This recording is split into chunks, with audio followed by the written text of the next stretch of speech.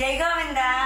ఒకసారి ఒక సాధువు యశోదాదేవి వద్దకు వచ్చి, అమ్మా, నేను ఎవరి ఇంట ఆహారాన్ని భుజించను, నా వంట నేనే వండుకుని తింటాను అని చెప్తే కొన్ని సరుకుల్ని యశోదాదేవి ఆ సాధువుకి ఇస్తుంది.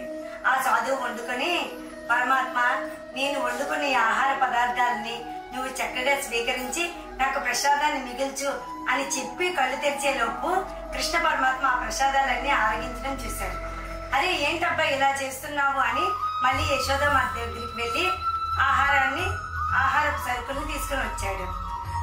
వండుకొని మళ్ళీ పరమాత్మ నివేదన చేస్తూ ఉండేసరికి మళ్ళీ మన కన్నయ్య అక్కడ వచ్చి ఆ ఆహార పదార్థాలని ఇంగిల్ చేయడం ప్రారంభించాడు. ఈ సాధువు వెంటనే కోపమవుతూ వెళ్ళిపోతూ ఉన్నాడు. యశోదాదేవి, ఏంటి కన్నయ్య ఇలా చేస్తున్నావు అంటే, అమ్మ, నేనేం చేశానమ్మా, తనే నాకు పదే పదే పిలుస్తూ ఉన్నాడు, వెళ్ళేసరికి కోపమవుతూ ఉన్నాడు అని చెప్తూ ఉండగానే సాధువు మరలా వచ్చి కృష్ణ పరమాత్మ యొక్క పాదాలపై పడి, స్వామి, నా అపరాధాన్ని క్షమించు అంటూ ఆ ప్రసాదాన్ని స్వామికి నివేదన చేసి ఆ ఉచ్చిష్టాన్ని తను ఆరగించి మహాప్రసాదంగా ఉప్పొంగిపోయాడు. హరే కృష్ణ.